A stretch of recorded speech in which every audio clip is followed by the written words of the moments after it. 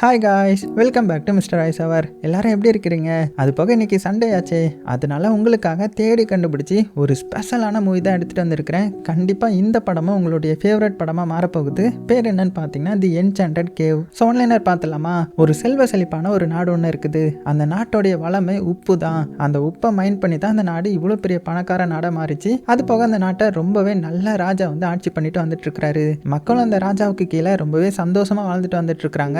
அது போக அது ஒரு மிகப்பெரிய பணக்கார நாடுன்னு சொல்லியிருந்தேன் இல்லையா? அதனாலேயே இங்க தங்கம், வைரம், வைடூரியம்னு எக்கச்சக்கமான பொக்கிசம்லாம் இருக்கும்ல. அந்த பொக்கிசம் எல்லாத்தையுமே சேஃபா வைக்கணுன்றதுக்காக இந்த ராஜா என்ன பண்றாருன்னா, ஒரு மிகப்பெரிய மலைகளுக்கு நடுவுல இருக்கிற ரகசிய குகையில யாருக்கும் தெரியாம மறைச்சு வைக்கிறாரு. ஒருவேளை யாராவது ரொம்பவே பேராசப்பட்டு அந்த குகைக்கு வந்து அங்க இருக்கிற அந்த மலையோட ஹார்ட்னு சொல்லப்படுற ரூபி டைமண்டை எடுக்கலாம்னு நினைச்சாங்கன்னா அவ்வளவுதான், அவங்க வந்து சபிக்கப்பட்டுருவாங்க. அந்த மாதிரி ஒரு டார்க் மேஜிக்கையும் பயன்படுத்தி அந்த நாட்டோடைய பொக்கிசத்தை ரொம்பவே சேஃபா வச்சிடுறாரு. இப்படி இருக்க ஒரு காலகட்டத்துக்கு அப்புறம் ராஜாவுக்கு வந்து உடம்பு சரியில்லாம போகுது. அதனால அவங்க ரெண்டு பையன்களுக்கும் யார் அடுத்த ராஜான்ற சண்டை வர ஆரம்பிக்குது. ஸோ இதை பயன்படுத்தி அடுத்த ராணியா நம்ம மாறிடலாம் அப்படின்னு பேராசப்பட்ட ராஜாவுடைய இரண்டாவது மனைவி என்ன பண்றாங்கன்னா, ரெண்டு இளவரசர்களையும் ஏமாத்தி அந்த மர்மமான குகைக்கு போக வைக்கிறாங்க.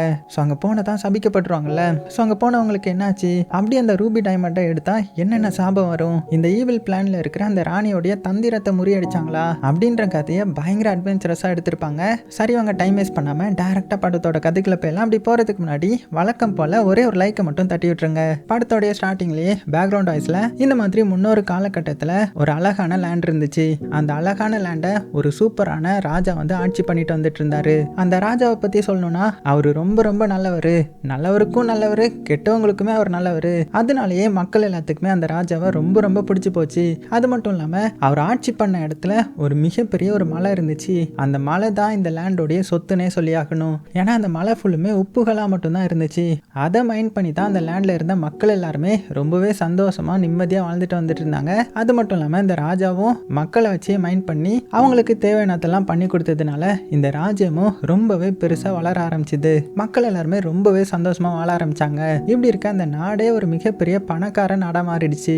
அதனால அந்த நாட்டோடைய பொக்கிசம் எல்லாத்தையுமே எங்க கொண்டு போய் வச்சாங்கன்னா, அந்த பெரிய மலை இருந்துச்சுல்ல, அந்த மலையோடைய சென்டர்ல ஒரு ரகசிய குகை ஒன்று இருக்குது. அந்த குகையில தான் இந்த நாட்டுக்கு சொந்தமான நிறைய ரூபி கற்கள், டைமண்ட்ஸ், தங்கம் அப்படின்னு எல்லா பொக்கிசத்தையும் அடைச்சு வச்சிருக்காங்க. ஆனா மக்கள் வந்து அங்க போறதுக்கு அலோடு கிடையாது. மக்கள் யாருமே அந்த இடத்துக்கு போகவும் மாட்டாங்க. ஏன்னா இந்த ராஜ்யத்துல இருக்கிற எல்லாருமே சந்தோஷமா தானே இருக்கிறாங்க இந்த ராஜா மூலமா. அதையும் தாண்டி பேராசையில யாராவது அந்த குகைக்குள்ள போய் அந்த ரூபி கற்களை எடுத்தாங்கன்னா அவங்களுக்கு ஒரு கொடூரமான சாபம் வந்துடும். ஏன்னா அங்க ஏதோ ஒரு பிளாக் மேஜிக் யூஸ் பண்ணிருக்காங்க. இந்த மாதிரி யாரும் வந்து கொள்ளையடிச்சிடக்கூடாதுன்றதுக்காக. அப்படி தெரியாம வந்து அந்த ஹார்ட் ஆஃப் த ரூபி கற்களை யாராவது தொட்டாங்கன்னா அவங்க சாபத்துக்குள்ளாவாங்க. இந்த நாடுமே கிட்டத்தட்ட சாபத்துக்குள்ளான நாடா மாறிடும் அப்படின்னு பேக்ரவுண்ட் வாய்ஸ்ல சொல்லிட்டு இருக்க இப்ப ராஜாவை காமிக்கிறாங்க. அவர் அந்த குகை வழியா தான் வெளியில வந்துட்டு இருக்காரு. கூடவே ஒருத்தர் வச்சிருக்காரு இல்லையா? சோ இவர் யாருன்னா, இங்க வந்து இந்த சால்ட் வந்து மைண்ட் பண்றவரு. பேராசப்பட மாட்டாரு. வேலைகளையும் கச்சிதமா பண்றதுனால இந்த சால்ட்டை மைண்ட் பண்ற பொறுப்புகள் எல்லாமே இந்த மைனருக்கு தான் இருக்குது. சோ இப்போ அப்படியே கட் பண்ணிட்டு கொஞ்சம் வருஷம் கழிச்சு காமிக்கிறாங்க. அந்த இடத்த பாக்குறதுக்கே அவ்வளவு சூப்பரா இருக்குது. ஸ்னோலாம் படர்ந்து பாக்குறதுக்கே அழகா இருக்குல்ல. அங்க ஒரு ரெண்டு பொண்ணுங்க பாத்தீங்கன்னா ஜாலியா விளையாடிட்டே ஒரு இடத்துக்கு போயிட்டு இருக்காங்க. ஆக்சுவலா இவங்க ரெண்டு பேரும் அக்கா தங்கச்சி. யாருடைய பொண்ணுங்கன்னா, இப்போ கொஞ்ச நேரத்துக்கு முன்னாடி ஒரு மைனரை பார்த்தோம் இல்லையா, சால்ட் வந்து மைண்ட் பண்றவரு, அவருடைய ரெண்டு பொண்ணுங்க தான் இவங்க. இதுல இந்த தங்கச்சி பொண்ணு இருக்கான்ல, அவ வந்து ஓவர் வாயாடி ஓவர் துருன்னு இருப்பான். இப்ப கூட பாத்தீங்கன்னா இந்த அக்காக்காரியான நம்ம ஹீரோயினை கீழே தள்ளி விட்டுட்டு, என்ன நீ எல்லாத்துலயுமே ஸ்லோவா இருக்க, வா நம்ம அப்பாவுக்கு சாப்பாடு கொடுக்கணும்ல, சீக்கிரமா போகணும்ன்ற மாதிரி வேகமா ஓடி போறான். சோ எங்கன்னா அந்த இடத்துல அந்த குகை மாதிரி இருக்குல்ல, சோ இந்த இடத்துல தான் இப்ப இந்த சால்ட் வந்து மைண்ட் பண்ணிட்டு இருக்காங்க. அங்கதான் இவங்களுடைய அப்பாவும் வேலை பார்த்துட்டு இருக்காரு. எல்லா ஒர்க்கரையும் பொறுப்பா அந்த அப்பா தான் கூட்டிட்டு வந்து வேலை வாங்கி திரும்பி பத்திரமா அனுப்பி வைப்பாரு. சோ அந்த அப்பாவுக்கு சாப்பாடு கொடுக்க தான் ரெண்டு பேரும் வந்துட்டு இருக்காங்க இல்லையா? சோ வேகமா ரெண்டு பேரும் உள்ள ஓடி வர சுத்தி இருக்கிறவங்க எல்லாம் பார்த்து, பா வாழ்ந்தா இவனை மாதிரி வாழணும்ப்பா, நல்ல மைனர், பேராசப்பட மாட்டான், ரெண்டு நல்ல பொண்ணுங்க அப்படின்னு அவனை புகழ்ந்து தள்ளிட்டு இருக்க. ஆனா அதுக்கு மாறா இந்த தங்கச்சி பொண்ணு என்ன பண்ணிட்டு இருக்கானா, அந்த குகை ஃபுல்லுமே சுத்த ஆரம்பிக்கிறா. நம்ம ஹீரோயின் வந்து அங்கெல்லாம் ஓடாத, போகாத, எங்கேயும் போக கூடாதுன்னு அப்பா சொல்லியிருக்காங்கல்ல அப்படின்னு சொல்லி ஓடி வர்றதுக்குள்ளே இவங்க ரெண்டு பேரும் ஏதோ ஒரு இடத்துக்கு வந்துட்டாங்க. ஸோ இது எந்த இடம்னா, இதுதான் அந்த ஹார்ட் ஆஃப் கேவ். அதான் அந்த ரூபி கற்கள் இந்த பொக்கிசம்லாம் இருக்கிற இடம். ஸோ இதை பார்த்து நம்ம ஹீரோயின் அப்படியே ஸ்டன் ஆகி நிற்கும் போது பக்கத்துலேயே வாய்ஸ் கேட்குது, என்ன நான் எங்கே போனாலும் அங்கே போகக்கூடாது, நான் என்ன பண்ணாலுமே அது தப்பாக நடந்துடும், இப்படி என்ன கட்டுப்படுத்திட்டே இருந்தல்ல, இப்போ பாரு நம்ம இந்த குகைக்கே வந்துட்டோம், இங்கே எவ்வளோ பொக்கிசங்கள் இருக்குதுன்னு பாரு. நம்மளுடைய அப்பா அந்த சால்ட்டை மைண்ட் பண்ணுறதுக்கு பதிலாக இதில் கொஞ்சம் எடுத்துகிட்டு வந்திருந்தாலே நம்ம பெரிய பணக்காரங்களா மாறி இருப்போம். ஆனால் அவரை பாரு நேர்மையாக இருக்கேன்னு சொல்லிட்டு என்னென்னமோ பண்ணிட்டு இருக்கிறாரு. நம்ம வேணா இதில் 2 2 எடுத்துட்டு போயிடலாமா அப்படின்னதும் ஹீரோயின் வந்து என்ன பேசுற நீ, இப்படிலாம் நம்ம பண்ணக்கூடாதுன்னு உனக்கு தெரியாதா, அப்பா எவ்வளவு கஷ்டப்படுவாங்க, வா வீட்டுக்கு போலாம் அப்படின்னு சொல்லி தங்கச்சி பொண்ணை திட்டி அங்கிருந்து போக வச்சிட்டாங்க. அதுக்கப்புறம் நம்ம ஹீரோயின் வந்து வீட்டுக்கு போயிட்டு இருக்காங்க. அப்படி போயிட்டு இருக்கும்போது சில இடத்துல மான்கள் வந்து சாப்பிட்றதுக்காக நின்றுட்டு இருக்கும். அதோடைய அழகை ரசிச்சுட்டு இருக்கும்போது யாரோ ஒருத்தங்க அம்பு எடுக்கிற மாதிரியான சத்தம் கேட்டதுமே இங்கிருந்து ஓடிடுங்க அப்படின்னு கத்திட்டாங்க. கரெக்டா அம்பும் பாத்தீங்கன்னா வேற இதுலயே போய் சொருகிடுது. யாருன்னு பார்த்தா இவன் தான் அந்த படத்தோடைய ஹீரோ, இந்த நாட்டு ராஜா இருந்தார் இல்லையா, அவருடைய ஃபர்ஸ்ட் பையன். ஆனா நம்ம ஹீரோயினுக்கு அதெல்லாம் கவலை கிடையாதுல்ல. ஏண்டா உனக்குலாம் அறிவே கிடையாதா, ஒரு மான் வந்து சாப்பிட்டுட்டு இருக்கும்போது அதை வேட்டையாடுறியே, நீலாம் ஒரு சரியான கோலடா அப்படின்னதுமே நம்ம ஹீரோக்கு செம டென்ஷன் ஆயிடுது. யார கோலன்னு சொன்னேன், நான் யாரு தெரியுமா, நில்லு அப்படின்னு ஹீரோயினை துரத்த ஆரம்பிச்சிட்டான். நம்ம ஹீரோயினா அப்படியே தலை தெறிக்க ஓடி பாறைக்கு இடையிலலாம் வந்து ஏதோ ஒரு இடத்துல வந்து ஒளிஞ்சிட்டாங்க. இவனும் பாத்தீங்கன்னா தாவி தாவி போலான்னு சொல்லி ஒரு இதுல வசமா மாட்டி அந்த இடத்துல லாக் ஆயிட்டான். இதை தூரத்துல இருந்து வந்துட்டு இருந்த அந்த தம்பிக்காரன், அதாவது நம்ம ஹீரோவுக்கு ஒரு தம்பி இருக்குது, ராஜாவுடைய 2வது பையன் வந்தான். ஒரு பொண்ணை கூட உனக்கு பிடிக்க தெரியல, நீ அடுத்த ராஜாவா மாற போறியா, சோ நான் தான் அடுத்த ராஜாவா மாறுவேன் அப்படின்னு இவனும் பேசிட்டு இருக்கிறான். சோ பக்கத்துலயே ஒரு கமாண்டர் இருப்பாரு, என்ன பேசிட்டு இருக்கீங்க நீங்க, உங்களுடைய அம்மா அதான் ஸ்டெப் மாதர் வந்து கூப்பிடுறாங்க, சீக்கிரமா கிளம்புங்க அப்படின்னு சொல்லிட்டு 2 பேரையும் சமாதானப்படுத்தி அங்கிருந்து கூட்டிட்டு போறாரு. ஸோ ஆக்சுவலா என்னன்னா இந்த 2 பேருடைய அம்மா வந்து சின்ன வயசுல இறந்து போயிருப்பாங்க. அதனால ராஜா வந்து ரொம்பவே கஷ்டப்பட்டு தனியா தான் இந்த 2 பசங்களையும் வளர்த்து இருந்திருப்பாரு. அதுக்கப்புறம் இப்போ ரீசெண்டா தான் புதுசா ஒருத்தங்களையும் கல்யாணம் பண்ணியிருக்காங்க. ஸோ அவங்க தான் இந்த நாட்டுக்கு ராணி மாதிரி. ஸோ அந்த ராணி வந்து ரொம்ப ரொம்ப மோசமானவங்க, போக போக பார்க்கலாம். இப்படி இருக்க இந்த சைடு ஹீரோயினுடைய அப்பாவை காமிக்கிறாங்க. அவருடைய வில்லேஜுக்கு வந்துட்டு நாளைக்கு கிறிஸ்மஸ், ஸோ எல்லாருமே நல்லா செலிப்ரேட் பண்ணுங்க, நமக்கு நல்ல வாழ்க்கையை கொடுத்ததுக்காக கடவுளுக்கு நன்றி செலுத்துங்க அப்படின்னு சொல்லிட்டு இருக்கும்போது ஊர் மக்கள்லாம் என்ன சொல்றாங்கன்னா, நீ தான்ப்பா எங்களுக்கு கடவுள் மாதிரி, எங்க எல்லாத்தையுமே சேஃபா அந்த மைண்ட் பண்ற இடத்துக்கு கூட்டிட்டு வரல, ஸோ நீ தான்ப்பா எங்களுக்கு கடவுள் மாதிரி அப்படின்னு பாராட்ட ஆரம்பிச்சிட்டாங்க. ஸோ இப்படி தான் ஹீரோயினுடைய அப்பாவை எல்லாத்துக்கும் பிடிக்கும். இப்படி இருக்க அடுத்தது இவங்க வீட்டுக்கு வந்துட்டாங்க. ஸோ வீடு பார்த்தீங்கன்னா ரொம்பவே சின்னதாக இருக்குது. என்னதான் ராஜாவுக்கு ரொம்பவே விசுவாசமா அந்த மைனர் வேலை பார்த்தாலுமே இவருக்குன்னு எதுவுமே எடுத்துக்க மாட்டாரு, எதுலையுமே பேராசப்பட மாட்டாரு. இப்படி இருக்க இந்த தங்கச்சி பொண்ணு என்ன கேட்குறான்னா, அப்பா அந்த ரூபி ஸ்டோனை வந்து நீங்க சொன்னீங்கல்ல, அதை பத்தி சொல்லுங்களேன், அதை நம்ம எடுத்தா நம்ம பணக்காரங்களா மாறிடலாமா அப்படின்னதும் அப்பா வந்து இங்க பாரு, அதை பத்தி பேசக்கூடாதுமா, அது வந்து நமக்கு தேவை கிடையாது, நம்மளுக்கு தான் மிகப்பெரிய சொத்து இருக்குல்ல, உனக்கு நான் இருக்கேன், எனக்கு நீ இருக்க, இதை தாண்டி நமக்கு என்ன வேணும், சரி போங்க நாளைக்கு கிறிஸ்மஸ்ல தூங்குங்க அப்படின்னு தூங்க சொல்லிடுறாங்க. ஸோ அந்த தங்கச்சி பொண்ணும் தூங்குற கேப்ல நமக்கு மட்டும் அந்த கற்கள் கிடைச்சா செமையா இருக்கும்ல அப்படின்னு அக்கா காரியான நம்ம ஹீரோயின் கிட்ட பேசிட்டே தூங்கிட்டு இருக்க, இதுக்கு மேல ஏதாவது பேசினா உத வாங்குவ, ஒழுங்கா தூங்கு அப்படின்னு நம்ம ஹீரோயினை மிரட்டி தூங்க வச்சிடுறாங்க. ஸோ கட் பண்ணா அதே சமயத்தில் இந்த சைடு அரண்மனையில் காமிச்சா, அரண்மனையில் பெரிய பெரிய ஆட்கள்லாம் கூடியிருக்காங்க. என்னன்னு பார்த்தா அந்த ராஜா வந்து மரண படுக்கையில் இருக்காரு. ஸோ கிட்டத்தட்ட சாகர நிலைமையில இருக்கிறாரு. அதனால தான் அண்ணனும் தம்பிக்கும் ரொம்பவே போட்டி வந்திருக்குது போல, அடுத்த ராஜாவா யார் மாற போறாங்கன்றது. கூடவே அந்த ராணியும் இருக்காங்க. ஸோ பார்க்கறதுக்கு இளமையா இருக்காங்கல்ல, இவங்க தான் ரொம்பவே பேராசை பிடிச்சவங்க, பொறாமை பிடிச்சவங்க, மக்களுடைய நலனை யோசிக்கவே மாட்டாங்க. இப்படி இருக்க இந்த இடத்துக்கு நம்ம ஹீரோவும் அந்த தம்பிக்காரனும் வர, வந்துட்டீங்களாப்பா, என்னுடைய டைம் முடிஞ்சு போச்சு, அடுத்தது நீங்க தான் இந்த நாட்டை ஆட்சி பண்ணணும், ஸோ 2 பேரும் சண்டை போடாம நிம்மதியாக ஆட்சி பண்ணணும், இருக்கிறதுலே நமக்கு தான் கஷ்டமான வேலையா இருக்கணும், மக்களுக்கு நீங்க சேவை பண்ணிட்டே இருக்கணும், அதை தாண்டி நீங்க எதையுமே யோசிக்க கூடாது அப்படின்னு சொல்லிட்டு இருக்கும் போதே ராஜா வந்து இறந்து போயிட்டாரு. இதை பார்த்து எல்லாருமே சாக்காகிறாங்க. அடுத்த ராஜா யாருன்ற மாதிரி சொல்லாமலே இறந்து போயிட்டாரு அப்படின்னு சொல்லும் போதே பக்கத்துல இருந்த ராணி எந்திரிச்சு, ஏன் கவலைப்படுறீங்க, நான் இன்னுமே யங்கா இளமையா தானே இருக்கிறேன், நான் தான் இந்த நாட்டை ஆட்சி பண்ண போறேன், ஏன்னா எனக்கு தான் அடுத்த ராஜாவை யாரை மாத்தணும்ன்ற ஒரு பொறுப்பு இருக்குது, ஸோ கவலைப்படாதீங்க, நான் நல்லா ஆட்சி பண்ணுவேன்ற மாதிரி நல்லா பேசிட்டு இருக்காங்க. ஆனா இதை 2 பேரும் கண்டுக்கல. அண்ணனும் தம்பியும் மாத்தி மாத்தி நான் தான் ரூல் பண்ணுவேன் அப்படின்னு சண்டை போட்டுட்டு வெளியில போறாங்க. அப்ப வெளியில வச்சு தம்பிக்காரன், அப்படின்னா நம்ம 2 பேரும் சேர்ந்து இந்த நாட்டை வந்து ரூல் பண்ணுவோமானா அப்படின்னு கேட்கிறான். ஆனா நம்ம ஹீரோ என்ன சொல்றேன்னா, என்னது நம்ம 2 பேரும் சேர்ந்து ரூல் பண்றோமா, அதெல்லாம் கிடையாது, நார்த் சைடு ஃபுல்லா எனக்கு, அதுக்கப்புறம் அந்த குகை எனக்கு, அந்த ரிவர் எல்லாம் எனக்கு, இந்த சைடு வேஸ்ட் ஆனதுலாம் உனக்கு அப்படின்னு மாத்தி மாத்தி சண்டை போட ஆரம்பிச்சிட்டு இருக்க. இதெல்லாம் தூரத்துல இருந்து அந்த ராணி பாக்குறாங்க. பார்த்துட்டு என்ன பண்றாங்க, அந்த கமாண்டர் இருப்பாங்கல்ல அவர்கிட்ட போயிட்டு, இங்க பாரு நான் இன்னுமே இளமையா தான் இருக்கிறேன், நீயும் சும்மா கட்டு மஸ்தான உடம்போட தான் இருக்கிற, ஸோ நம்ம 2 பேரும் பார்ட்னர் சேர்ந்துடலாமா, எனக்கு மட்டும் ஒரு பார்ட்னர் வந்துட்டானா நீ தான் ராஜா, இந்த இடத்தையே சூப்பரா ஆட்சி பண்ணலாம் அப்படின்னு சொல்ல. ஆனா இவர் வந்து ரொம்ப விசுவாசம் உள்ளவர், அதனால அவங்களை கண்டுக்காம அங்கிருந்து அப்படியே கிளம்பிட்டாங்க.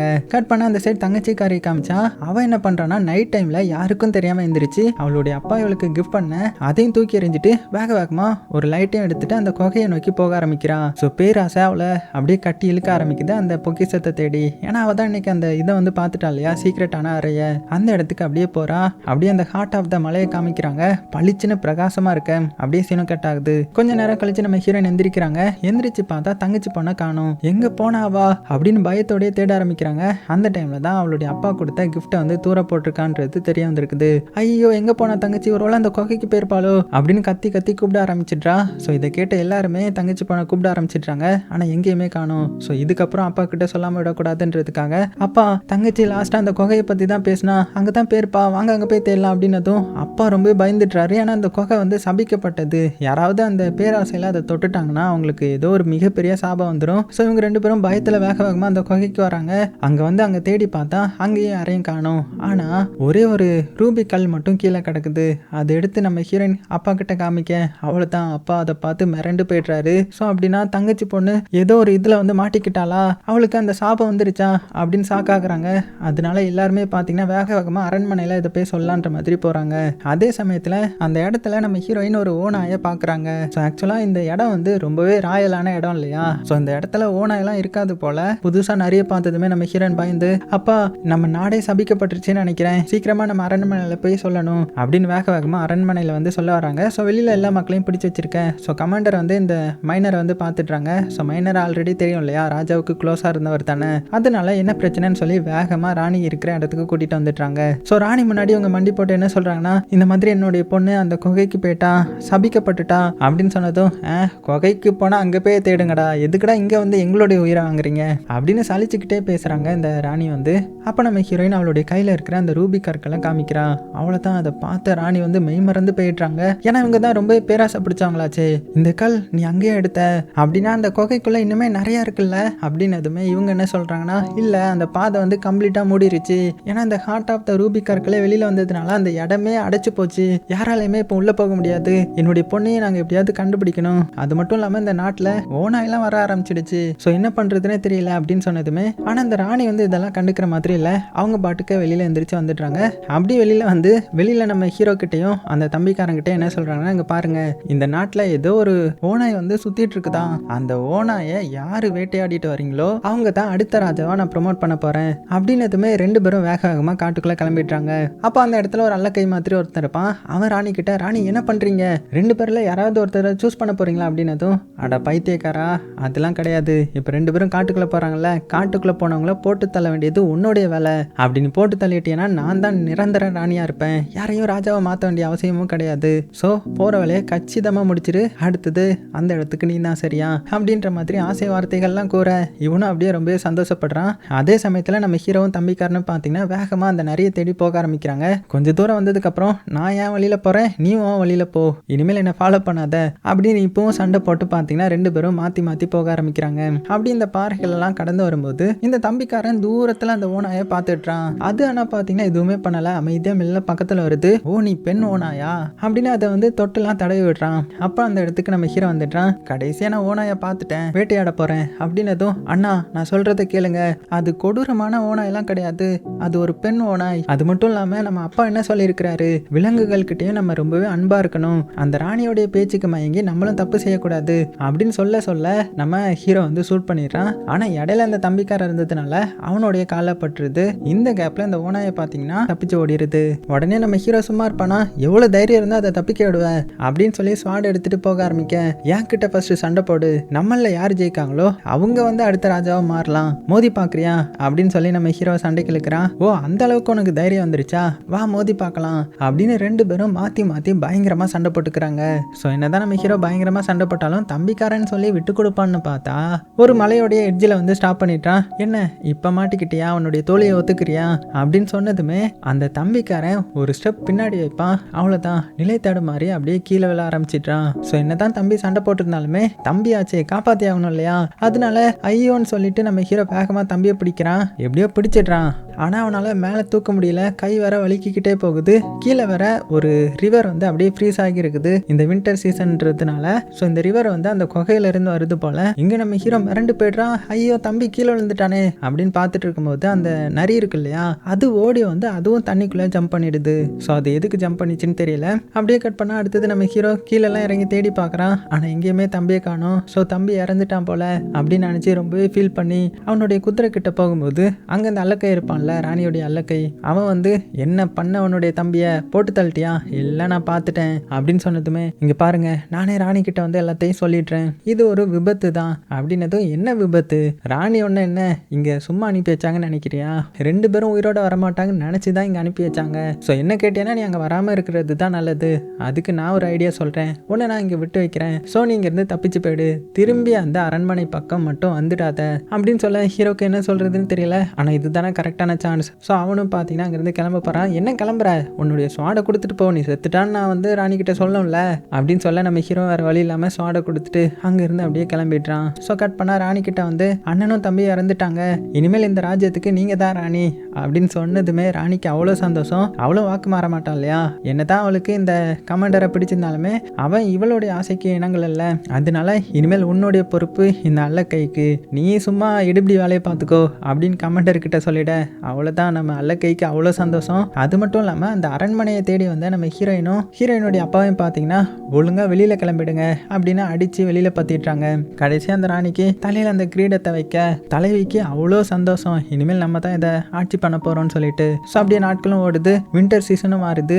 இப்போ இங்கே பெரிய பிரச்சனை என்னன்னா, இந்த ராணி இருக்கா இல்லையா, அவ கொடூர ஆட்சி பண்ண ஆரம்பிக்கிறான். அதனாலேயே மக்கள் எல்லாருக்கிட்டையும் இருந்த உப்பு எல்லாம் தீர்ந்து போகுது. ஸோ உப்பை வந்து இனிமேல் மைனிங்லாம் பண்ண முடியாதுல்ல, ஏன்னா அந்த குகை வந்து மூடிருச்சு, உள்ளே யாராலையுமே போக முடியாது. ஸோ அதுக்காகவே ராணி என்ன ஆர்டர் பண்ணியிருக்காங்கன்னா, பொதுமக்கள் கிட்ட இருந்த உப்பெல்லாம் தூக்கிட்டு வாங்கன்ற மாதிரி ஆர்டர் பண்ணியிருந்திருப்பாங்க. இப்போ கூட அந்த அல்லக்கை அவனுடைய கேங்கை கூட்டிட்டு வந்து ஹீரோயினுடைய வில்லேஜில் தான் உப்பு எல்லாத்தையுமே திருடிட்டு போறாங்க. ஸோ ஹீரோயினுடைய வீடே அடிச்சு நொறுக்கி கடைசியில் பார்த்தீங்கன்னா ஒரு கழுதையும் ஒரு ஆடும் மட்டும்தான் மிச்சம் இருக்குது. ஸோ ஹீரோயினுக்கு ரொம்பவே கஷ்டமா இருக்குது, புலம்ப ஆரம்பிக்கிறா. இந்த ராணி என்ன நினைச்சிட்டு இருக்கா, அவளுக்குலாம் அறிவே கிடையாதா, இப்போ நான் என்ன பண்றது, சரி ஓகே நான் தான் போய் என்னுடைய அப்பாவை காப்பாற்றணும், அதுக்கு நான் அந்த குகைக்கு போய் எப்படியாவது உப்பு எடுக்க போறேன் அப்படின்னு சொல்லி அங்கிருந்து கிளம்ப ஆரம்பிக்கிறாங்க. ஆக்சுவலா என்ன இருக்குன்னா, ஹீரோயினுடைய அப்பாவை வந்து ராணி வந்து சிறப்பிடிச்சிருப்பாங்க. ஹீரோடைய அப்பாவுக்கு அந்த குகைக்குள்ள போறதுக்கான இன்னொரு ரூட்டு தெரியும் நம்பி அவரை பிடிச்சி வச்சு சித்திரவதை பண்ணிட்டு இருக்காங்க. ஸோ அதனால நம்ம ஹீரோயின் எப்படியாவது நிறைய சால்ட்டை வந்து நம்ம கண்டுபிடிச்சி அதை ராணி கிட்ட ஒப்படைச்சு அப்பாவை மீட்டு எடுத்துடலாம் அப்படின்னு அவளுடைய ஒரு கழுதையை கூட்டிட்டு நேராக அந்த குகையை நோக்கி போக ஆரம்பிக்கிறான். அப்படி ஒரு இடத்துக்கு வந்ததுமே ஒரு இடத்துல தண்ணி குடிச்சிட்டு இருக்கும்போது மேல இருந்து நம்ம ஹீரோ, அடியே பொண்ணு இங்க என்ன பண்ணிட்டு இருக்கிற அப்படின்னு சவுண்டு கொடுத்துட்டு மெல்ல கீழே இறங்குறான். ஸோ நம்ம ஹீரோ பார்த்ததுமே ஹீரோயின் ஷாக்காக்குறாங்க, நீயா அப்படின்ற மாதிரி. என்னது நானா, நான் இன்னுமே உயிரோட தான் இருக்கிறேன், அது போக நீ இங்க என்ன பண்ணிட்டு இருக்கிற, உனக்கு ஏதாவது உதவி தேவைப்படுதா, அதை உனக்கு நான் பண்ணி தரேன், ஆனா பதிலுக்கு நீ எனக்கு என்ன தர போற அப்படின்னு கேட்டதும், என்கிட்ட சீப்பும் சோப்பும் மட்டும்தான் இருக்குது, வேணா அதை தரவா அப்படின்னு சொல்லிட்டு இருக்கும்போது அந்த கழுதை வந்து அங்க இருக்கிற தண்ணியை குடிக்குது. ஸோ நம்ம ஹீரோயினும் அந்த தண்ணியை வந்து குடிச்சு பாக்குறாங்க, பார்த்தா அவ்வளோ உப்பா இருக்குது. இதனால ஹீரோயின் ரொம்பவே சந்தோஷப்படுறாங்க, ஏன்னா இவ வந்து உப்பை தேடி வந்தா, இப்போ உப்பு தண்ணி அந்த குகையில இருந்து வந்துட்டு இருக்குது. ஸோ இதை மட்டும் நம்ம எப்படியாவது அந்த இதுல இருந்து அந்த உப்பை எப்படியாவது எக்ஸ்ட்ராக்ட் பண்ணி எடுக்கலாம், அதுக்கான ப்ராசஸ் வந்து நம்ம பண்ணலாம் அப்படின்னு சொல்ல, நம்ம ஹீரோவும் சரி ஓகே நான் உனக்கு ஹெல்ப் பண்றேன், ஆனா நீ எனக்கு என்ன ஹெல்ப் பண்ணணும் தெரியுமா, என்ன உங்க வீட்டில் தங்க வைக்கணும், ஏன்னா இந்த காட்டுக்குள்ளே தங்கி என்னால முடியல அப்படின்ற மாதிரி கடைசியில் சரணடைஞ்சிட்டான். இப்போ அடுத்தது நம்ம ஹீரோவா அவளுடைய வீட்டுக்கு கூட்டிட்டு வரா. சின்ன வீடு தான் இருந்தாலும் இவங்க இங்க இருந்து அந்த உப்பை வந்து பிரிக்கிறதுக்கான ப்ராசஸ் வந்து பண்ண ஆரம்பிக்கிறாங்க. இப்போ அப்படியே கட் பண்ணா அந்த குகைக்குள்ள காமிக்கிறாங்க.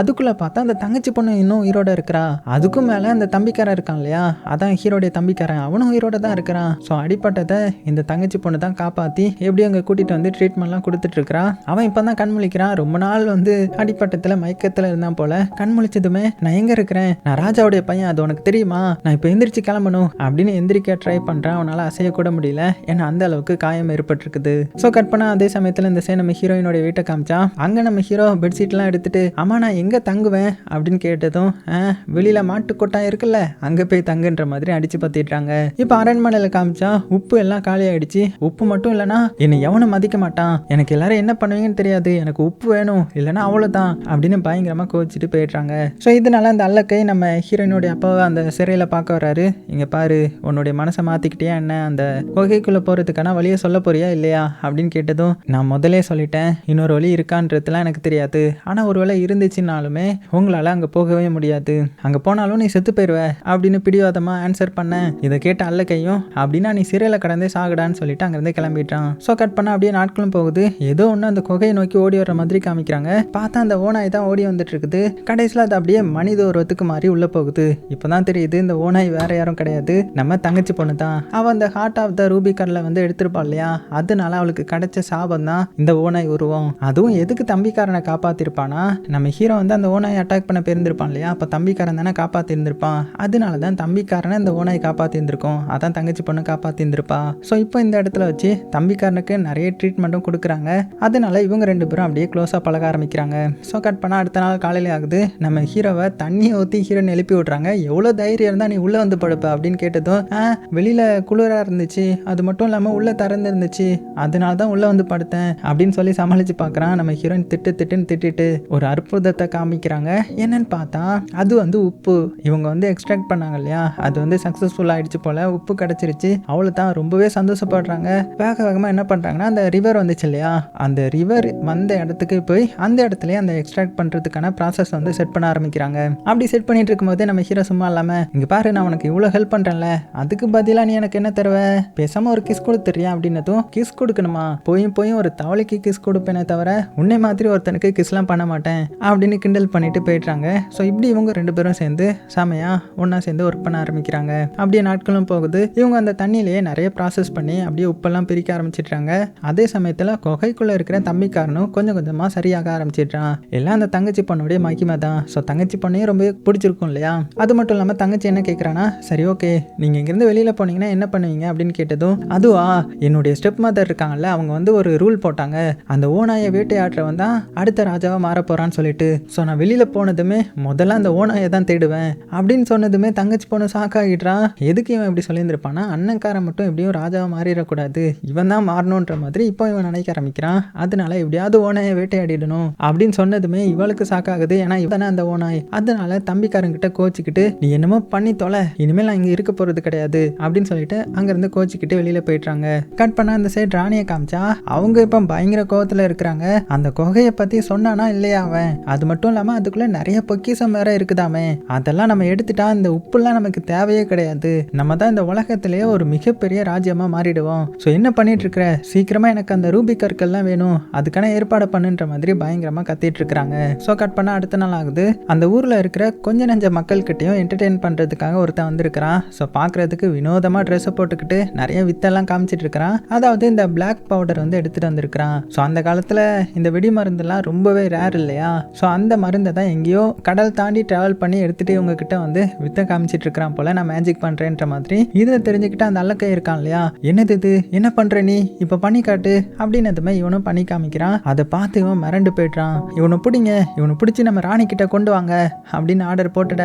இப்போ அடுத்த சீன்லேயே அந்த ஸ்ட்ரேஞ்சர் வந்து ராணி கிட்ட என்ன சொல்கிறான்னா, இந்த மாதிரி நான் கடல் கடந்து ட்ராவல் பண்ணி போனதுனால அங்கே இந்த வெடிமருந்தை பற்றி கேள்விப்பட்டேன். ஸோ இது ரொம்பவே ரேர், இதை வச்சு ஒரு பெரிய ஆயுதத்தை உருவாக்க முடியும், அதை வச்சு எல்லாத்தையுமே நொறுக்க முடியும் அப்படின்னதும் ராணிக்கு இப்போ ஒரு ஐடியா வருது. என்னன்னா அந்த குகை வந்து அடைச்சிருக்கும் இல்லையா, அதை ஓப்பன் பண்ணுறதுக்கான வழியை கண்டுபிடிக்கிறதுக்கு பதிலாக இந்த மாதிரி வெடி மருந்தை வச்சு வெடிக்க வச்சுட்டா என்ன, அது ஒர்க் அவுட் ஆகுமான்னு நான் செக் பண்ணணும். அதனால நாளைக்கே நீ ஒரு சின்ன இதை வந்து டெமோக்கு ரெடி பண்ணணும், அதை வச்சு நான் டெஸ்ட் பண்ணி பார்க்கணுன்ற மாதிரி சொல்ல. இப்போ அடுத்த நாளே பார்த்தீங்கன்னா அந்த ஸ்ட்ரேஞ்சர் வந்து ஒரு சின்ன இதை ரெடி பண்ணியிருக்கிறான். ஸோ இதுக்குள்ளே வெடி மருந்து போட்டு அதுக்குள்ளே அந்த உருண்டை இருக்குல்ல, அதை போட்டு வெடிக்க வைப்பாங்கல்ல, அந்த மாதிரியான ஒரு வெப்பன் தான் இது. ஸோ அதே மாதிரி அதில் வெடி மருந்தெல்லாம் நிரப்பி அதுக்குள்ளே அந்த உருண்டை பாலை போட்டுட்டு அங்கே இந்த ராஜாவுடைய சிலை இருக்கும், அதை அடித்து நொறுக்கடா பார்க்கலாம் அப்படின்னு சொன்னதுமே இவங்க பற்ற வைக்கிறாங்க. பார்த்தா இவங்க நினச்ச மாதிரியே அந்த சிலை வந்து நொறுங்கிருது. இதை பார்த்த ராணிக்கு ரொம்ப சந்தோஷமாயிடுது. இது போதுமே, இதை வச்சே நான் குகையை வந்து திறந்துடுவேன். அது போக இந்த ஒரு பையன் இருக்கான்ல, இவனை பிடிச்சி ஜெயிலில் போடுங்க, இந்த பவர் வேற எவனுக்கும் கிடைச்சிடக்கூடாது அப்படின்னு ஆர்டர் போட்டுற. அந்த ஸ்ட்ரேஞ்சர் வந்து கத்திட்டே போகிறான், அடியே இது பண்ணி கொடுத்தா என்ன வெளியில் விட்டுருவேன்னு சொன்னீங்க, ஆனால் இப்படி பண்ணுறீங்களே, மோசமானவங்க நீங்கள் அப்படின்னு கத்திட்டே போகிறான். கட் பண்ண அந்த சைடு தம்பிக்காரனை காமிக்கிறாங்க. அவன் அந்த குகையிலேருந்து அப்படியே கொஞ்சம் கொஞ்சமாக உள்ளே சுற்றி பார்க்க ஆரம்பிக்கிறான். அப்படி சுற்றி பார்க்கும்போது ஒரு சில டிராயிங்கை பார்க்குறான். அது என்னன்னே புரியாமல் ஒவ்வொன்றா அப்படியே பார்த்துட்டு போக அந்த சீக்ரெட்டான ரூம்க்கு வந்துட்டான். அதான் அந்த தங்கம், வைரம், ரூபி கற்கள் அப்படின்னு எல்லாமே இருக்கும்ல, அதெல்லாம் பார்த்து வாயடைச்சு போய் அப்படியே ஒவ்வொரு சைடாக பார்த்துட்டு போயிட்டு இருக்கிறான். இது வந்து மைனிங் நடந்த இடம் தானே. ஸோ அதனால அந்த இடத்த அப்படியே சுற்றி முற்றி பார்த்துட்டு இருக்கும்போது ஒரு கேட் இருக்கிற இடத்துக்கு வந்துடுறான். ஸோ அந்த கேட்டை திறந்தா வெளியில் போயிடுவான். ஆனால் இந்த கேட் வந்து கம்ப்ளீட்டாக அடைச்சிருக்குது, இவனால் வெளியில் போக முடியல. அப்போ யாரோ வர்ற மாதிரியான சத்தம் கேட்க இவன் பயந்துடுறான். என்னன்னு பார்த்தா அந்த ஓனாய் தான் வந்திருக்கும். இருந்தாலும் அது தங்கச்சி பொண்ணு தானே, ஸோ இது இவனுக்கு தெரியாதுல்ல. ஸோ பயந்து அப்படியே உட்காந்துடுறான். அந்த ஓனாயை எதுவும் பண்ணாமல் அப்படியே போயிடுது. ஸோ கட் பண்ண இந்த சைடு ஹீரோயினை காமிச்சா அவன் நிறைய உப்புகள் வந்து தயாரிச்சிட்டா இல்லையா, அதனால அதை கழுத்தில் ஏற்றிட்டு நான் அரண்மனைக்கு போயே தருவேன், ஏன்னா அந்த ராணி கிட்ட இந்த உப்பை கொடுத்துட்டு என்னுடைய அப்பாவை கூட்டிட்டு வர போறேன் அப்படின்னு சொல்ல ஹீரோ வந்து இங்க பாரு நீ நினைக்கிற மாதிரி கிடையாது, அவ ரொம்பவே மோசமானவா அப்படின்னதும் இல்லை நான் கண்டிப்பாக என்னுடைய அப்பாவை காப்பாற்றணும், அதுக்கு இந்த உப்பை கொடுத்தாதான் முடியும் அப்படின்னு சொல்ல சரி ஓகே அப்புறம் வாங்கிட்டோன்ற மாதிரி சொல்லி நம்ம ஹீரோ அனுப்பி வைக்கிறான். அப்படி அனுப்பி வைக்கும் போது தான் அந்த அம்பை பார்க்குறான். ஸோ இந்த அம்பு வந்து தண்ணியில் இந்த இடத்துக்கு வந்துருக்கும். அது போக இந்த அம்பு தான் தம்பிக்காரனுடைய மேலே வந்து இவன் ஷூட் பண்ண அம்பு. அப்படின்னா என்னுடைய தம்பி உயிரோட இருக்கானா, அவன் இங்கே தான் எங்கேயாவது இருக்கணும், இந்த குகைக்குள்ளே போகிறதுக்கு அப்போ சீக்கிரட்டான ஏதாவது ஒரு பாதை இருக்கணும், அந்த தண்ணிக்குள்ளே தான் அவன் விழுந்தான், அப்போ அடிலோடி போகிறதுக்கான ஏதாவது ஒரு பாதை இருக்கணும், ஸோ நான் அதை பார்க்குறேன், நீ வேணா அரண்மனைக்கு போயிட்டோன்ற மாதிரி அனுப்பி விடுறான். ஸோ அரண்மனைக்கும் நம்ம ஹீரோயின் வராங்க.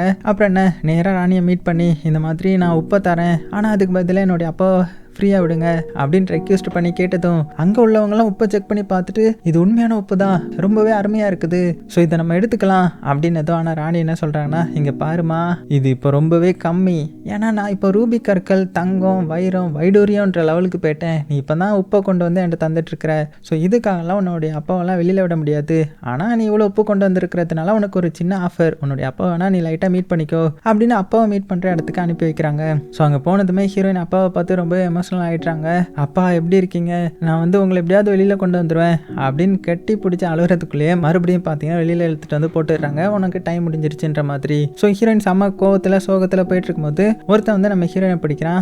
யாருன்னு பார்த்தா நம்ம ஹீரோ தான். ஸோ ஹீரோ கிட்ட சொல்லி ஃபீல் பண்ணிட்டு இருக்க, சரி ஓகே நீ எதுக்கும் ஃபீல் பண்ணாத, நம்ம சீக்கிரமா கிளம்பிடலாம் அப்படின்னு திரும்பவும் அந்த கமாண்டர் வந்து நம்ம ஹீரோவை பார்த்துட்டான். இளவரசரே நீங்க உயிரோட தான் இருக்கீங்களா, அப்படின்னா நீங்க தான் அடுத்த கிங் அப்படின்னு அவன் நீல் பண்ணி பேச இதெல்லாம் ஹீரோயினும் பார்க்குறாங்க. ஹீரோவும் இதை எதிர்பார்த்துட்டு இருக்க மாட்டான், திடீர்னு மாட்டிக்கிட்டாமே அப்படின்னு முழிக்கும் போது ஆனா ஹீரோயின் என்ன சொல்றான்னா நீ இளவரசனா அப்படின்னா இது நாள் வரைக்கும் நீ என்கிட்ட சொல்லாம மறைச்சிட்டியா அப்படின்னு கோச்சிட்டு போறாங்க. ஸோ ஆக்சுவலா நம்ம ஹீரோ தான் இளவரசன்றது ஹீரோனுக்கு இது வரைக்கும் தெரிஞ்சிருக்காது போல. ஸோ இங்க நம்ம ஹீரோ அந்த கமாண்டர் கிட்ட என்னுடைய தம்பியும் உயிரோட இருக்கான்னு நினைக்கிறேன், அவனை எப்பயும் நான் எப்படியாவது காப்பாத்தி கூட்டிட்டு வரேன், அதுக்கப்புறம் நம்ம பாத்துக்கலாம் அப்படின்னு சொல்லி வேகமா ஹீரோயினை சமாதானப்படுத்துறதுக்காக வெளியில வரான். அங்க வந்து ரொம்பவே கெஞ்சி சமாதானப்படுத்துறான். கடைசியா ஒரு கட்டத்துல நம்ம ஹீரோயினும் சமாதானமாகிடுறாங்க. அப்புறம் என்ன அந்த ரிவர் இருக்கிற இடத்துக்கு வராங்க. ஸோ இதுக்குள்ள தானே அந்த தம்பிக்காரன் விழுந்துருப்பான். ஸோ இதுக்குள்ள குதிச்சு போனா கண்டிப்பா அந்த குகைக்குள்ள போறதுக்கான வழி இருக்கணும், நான் செக் பண்ணி பார்க்குறேன் அப்படின்னு சொல்லிட்டு அந்த கயிறெல்லாம் கட்டி நம்ம ஹீரோ அப்படியே ஜம்ப் பண்ண போறான். அதே சமயத்தில் ஹீரோயினுடைய அப்பா கிட்ட அந்த ராணி வந்து இங்க பாரு அந்த சீக்ரெட் குகைக்கான வழியை வந்து நீ சொல்ல மாட்டேன்னு சொன்னல, ஆனா நீ கவலைப்படாத, அதை உடைச்சிட்டு இப்போ நாங்கள் உள்ள போக போறோம், நாளைக்கே அந்த இடத்துக்கு போறோம், எல்லா கற்களையும் எடுக்கிறேன், அதுக்கப்புறம் பாரு உன்னை தூக்கில் போடுறேன்டா அப்படின்னு வீராசனெல்லாம் பேசிட்டு அந்த வெடிமருந்து ஆயுதம் இருக்குல்ல அதான் அந்த கேனன் அதையும் இழுத்துக்கிட்டு பார்த்தீங்கன்னா அந்த குகையை நோக்கி போக ஆரம்பிக்கிறாங்க. இங்கே நம்ம ஹீரோயினத்தெல்லாம் பார்த்துட்டு அப்படியே ஒளிஞ்சு ஃபாலோ பண்ண ஆரம்பிக்கிறாங்க. கட் பண்ணால் இங்கே நம்ம ஹீரோவை பார்த்தா அவன் வந்து இன்னொரு வழியாக வெளியில் வந்துடுறான். ஸோ இதுதான் குகைக்குள்ளே போகிறதுக்கான இன்னொரு வழி போல. ஸோ வெளியில் வந்ததுமே கண்டிப்பாக இந்த இடத்துல என் தம்பி உயிரோடு தான் இருக்கணும் அப்போ அப்படின்னு வேகமாக அந்த இடம் ஃபுல்லாக தேட ஆரம்பிக்க பார்த்தா அந்த தம்பி தங்கி இருந்ததுக்கான எல்லா தடயமும் இருக்குது. ஸோ இதை பார்த்ததுக்கு அப்புறம் தான் இவனுக்கு நிம்மதியாக வருது.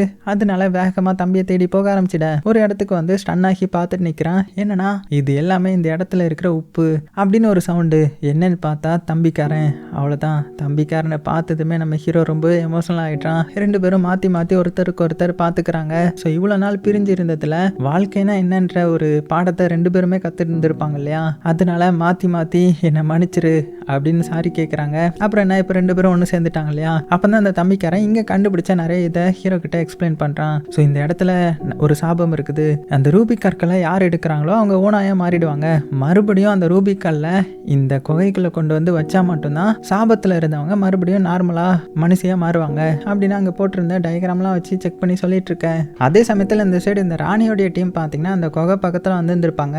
அப்போ இவங்களை உள்ள போக விடாம அந்த ஓனாய் இருக்குல்ல அது பிளாக் பண்ணிட்டு இருக்கும். அது போக நம்ம ஹீரோயினும் உங்களை ஃபாலோ பண்ணிட்டு வந்திருப்பாங்க இல்லையா, அவங்களுக்கு இப்போதான் தெரிய வருது இந்த ஓனாய் தான் நம்ம தங்கச்சி, அந்த ரூபி கற்களை எடுக்கிறன்ற பேர்ல இந்த தங்கச்சி இப்படி மாறி மாறிட்டான் அப்படின்னு புரிஞ்சுக்கிட்டு அவகிட்ட வந்து அவங்கள உள்ள போக விடு, அவங்க போகட்டும் அப்படின்னு எமோஷனலா பேசுறாங்க. இதை புரிஞ்சுக்கிட்ட இந்த ராணியும் பாரு இவங்களே இப்போ ஒத்துக்கிட்டாங்க, இப்போ நான் உள்ள போறேன், எல்லா ரூபி கற்களையும் எடுத்துட்டு வரேன் அப்படின்னு மெல்ல அவ மட்டும் அந்த குகைக்குள்ள என்ட்ரு ஆகுறா. அது போக அவளுடைய தலையில தானே அந்த ரூபி கல் இருக்கும், அதான் அந்த தங்கச்சிக்காரி எடுத்துட்டு வந்ததை அந்த கிரீடம்ல மாட்டி அவ தான் தலையில போட்டுருந்துருப்பா. அது பட்டதுமே உள்ள வந்ததுமே அந்த எஃபெக்ட் வந்து ஆக்டிவேட் ஆகி அந்த சீக்ரெட்டான கதை ஓப்பன் ஆகுது. இவளுக்கு ரொம்பவே சந்தோஷமாயிடுச்சு, வந்த வேலை ஈஸியா முடிஞ்சிருச்சு அப்படின்னு உள்ள போறா. உள்ள பார்த்தா ஏகப்பட்ட பொக்கிசங்கள் அப்படின்னு அடுக்கடுக்க அவ்வளோ இதா இருக்குது. ஸோ இதெல்லாம் மெய் மறந்து வாயை பொழந்து பார்த்துட்டு இருக்கேன். இப்போ அந்த ரூபிக்கல் வந்து உள்ள வந்துருச்சு இல்லையா, அதனால இந்த தங்கச்சி பொண்ணு நார்மல் மனுஷியா மாறிடுறா. இதெல்லாம் பார்த்து எல்லாருமே மிரண்டு போயிடுறாங்க. இவங்க 2 பேரும் சூனியக்காரிங்க, இவங்களை சூட் பண்ணி கொலை பண்ணுங்க அப்படின்னு அந்த வெடி மருந்தை ரெடி பண்ணிட்டு இருக்காங்க.